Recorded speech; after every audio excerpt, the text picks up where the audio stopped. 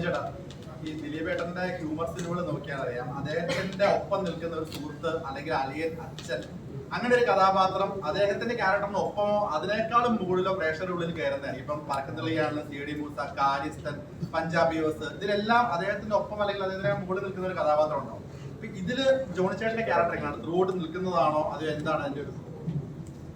ആദ്യമേ ദിലീപിനോട് പറഞ്ഞിരുന്നു ഒരിക്കലും എന്റെ മോളിൽ നിൽക്കരുത്, ഒരു വഴിക്ക് ഒരു നില കണ്ടു നിന്നാൽ മതി എന്ന് പറഞ്ഞിട്ടുണ്ട്. വളരെ കൺട്രോളായിട്ടുള്ള അഭിനയം അധികം കാഴ്ച ഇവിടെ കണ്ടാൽ മനസ്സിലാവും. വളരെ അത് വിനീത് തന്നെ അല്പം പോലും കൺട്രോൾ എന്നുള്ളത് എനിക്ക് വളരെ ഇഷ്ടപ്പെട്ട കഥ. കാരണം ഞാൻ ഈ കൊച്ചിയിൽ തന്നെ ഒരുപാട് ഫ്ലാറ്റുകളിൽ താമസിച്ചിട്ടുണ്ട്. എനിക്കത് ഏറ്റവും ഞാൻ സൗഹൃദം സൂക്ഷിക്കുന്നത് സെക്യൂരിറ്റി ജീവനക്കാരുമായിട്ടാണ്. കാരണം മിക്കവാറും കണ്ടിട്ടുണ്ടോ 55-60 വയസ്സായവരായിരിക്കും സെക്യൂരിറ്റീസ്. ഇവർക്കും വീടുണ്ട്. രാത്രി കാലങ്ങളിൽ അവർ ഉറക്കളച്ചായിരിക്കുന്നത്. ജോണി ചെയ്യുന്ന വേഷത്തിനെ കുറിച്ചാണ് പറയുന്നത്. അല്ല കേൾക്കൂ, അപ്പൊ ഞാൻ പറയാം ദിലീപ് സെക്യൂരിറ്റി, ദിലീപ് കെയർടേക്കറും ദിലീപിനകത്ത് നന്മ ചെയ്തതാണ്. ഞാൻ പറഞ്ഞത് രാത്രി പകലെനിക്ക് ജങ്കാറ് കേട്ടി പോകേണ്ടതുകൊണ്ട് ദിലീപ് രാത്രി സെക്യൂരിറ്റി ആയിട്ട് ദിലീപിക്കുന്നുണ്ട്. പക്ഷെ ഞാൻ പറഞ്ഞത് അങ്ങനത്തെ ഒരു കഥാപാത്രമാണ്. അതുകൊണ്ട് ഞാൻ നോക്കിയത് എനിക്ക് ഭയങ്കര ഇഷ്ടം തോന്നി. എൻ്റെ സീൻസ് എനിക്ക് ഭയങ്കര ഇഷ്ടമായിട്ട് തോന്നി. ദിലീപായിട്ടുള്ള കോമ്പിനേഷൻ ഇഷ്ടമായിട്ട് തോന്നി. പിന്നെ ഞാൻ ചിലപ്പോൾ ആലോചിക്കും, ഒരു ദിലീപിനെ വെച്ച് ഓരോ സിനിമകൾ സംവിധാനം ചെയ്തു, ഇപ്പോൾ അദ്ദേഹത്തിനോട് അഭിനയിക്കാൻ കഴിയുന്നു. അത് ഈ പറഞ്ഞ പോലെ കൂടെ ഓരോ കാലഘട്ടങ്ങളിൽ ഓരോരുത്തരും ഉണ്ടായിട്ടുണ്ടെന്നുള്ളത് അത്രയൊന്നും ആയിട്ടില്ലെങ്കിലും നാളെ ചിലപ്പോൾ എന്നെക്കുറിച്ച് അങ്ങനെ പറയാം. അങ്ങനെയാണല്ലോ കാലം, ചരിത്രം, അങ്ങനെ ഉണ്ടാവട്ടെ.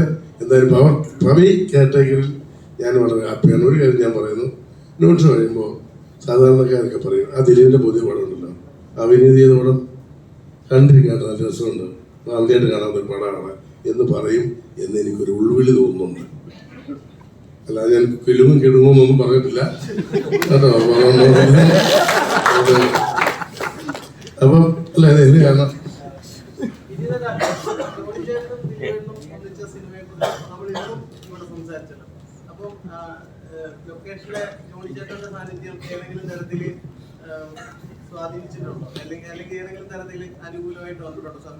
അല്ല, അത് ജോണി ചേട്ടൻ ഇത്രയും എക്സ്പീരിയൻസ് ആയിട്ടുള്ള ഒരു സംവിധായകൻ നടനാവുമ്പോൾ നമുക്ക് കാര്യങ്ങൾ എളുപ്പമല്ലേ. ഒരു ഡയലോഗ് അല്ലെങ്കിൽ ഒരു സീൻ വായിച്ചു കഴിയുമ്പോൾ തന്നെ ജോണി ചേട്ടൻ അറിയാതെ എങ്ങനെ ഞാൻ എൻ്റെതായിട്ടുള്ള രീതിയിൽ ഞാൻ മനസ്സിൽ കണ്ട കാര്യങ്ങൾ ചെറുതായിട്ടൊന്ന് എനിക്ക് മാറ്റണം എന്ന് തോന്നിയാൽ ഞാൻ പറഞ്ഞ അപ്പം തന്നെ അത് ജോണി ചേട്ടൻ അതിനേക്കാൾ ഇരട്ടി തരും. അല്ലെങ്കിൽ കുഞ്ഞെ അതങ്ങനെ അല്ല എന്ന് പറഞ്ഞു തരും.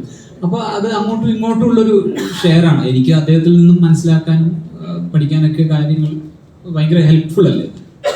ടോണി കുഞ്ഞെ എന്നൊക്കെയാണ് ഇപ്പൊ വിളിക്കുന്നത്. പണ്ട് മോനേനെ കുറിച്ചപ്പോ വേറെ എന്തോ ഒരു അല്ലേ.